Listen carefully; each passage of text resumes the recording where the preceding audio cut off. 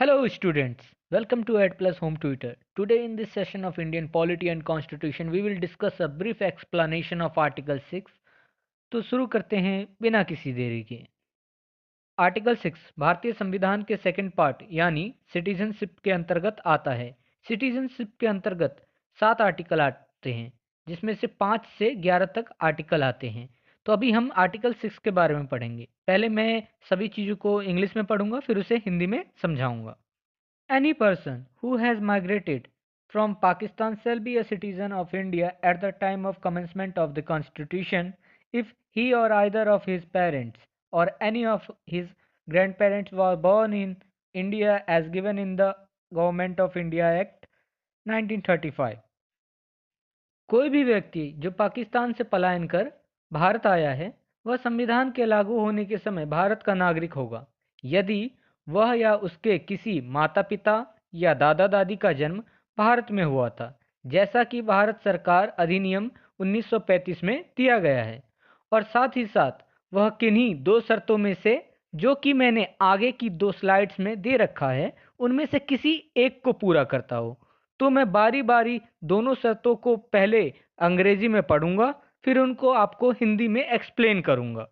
In case such a person has migrated before July 19th, 1948 and has been ordinarily resident in India since his migration, यदि कोई व्यक्ति 19 जुलाई 1948 से पहले भारत में प्रवास कर चुका है, यानी भारत में प्रवेश कर चुका है और अपने प्रवास के बाद से भारत में सामान्य रूप से निवासी है।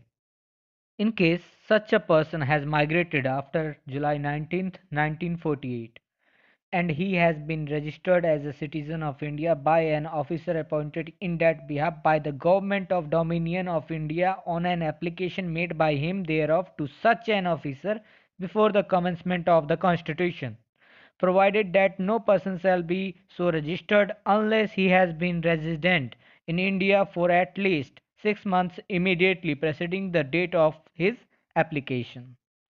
इस पैराग्राफ को मैं हिंदी में एक्सप्लेन करने जा रहा हूँ, आप थोड़ा ध्यान से सुनिएगा क्योंकि ये थोड़ा कॉम्प्लिकेटेड है।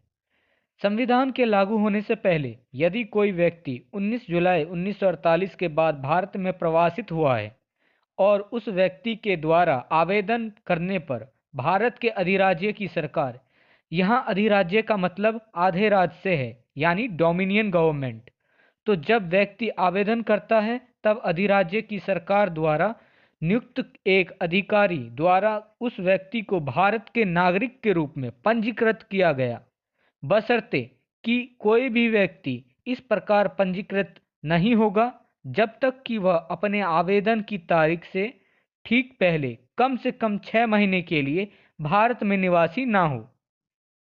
If this video is helpful for you, then please subscribe channel and click the bell icon and select all option for the further notification, and not forget to like and share.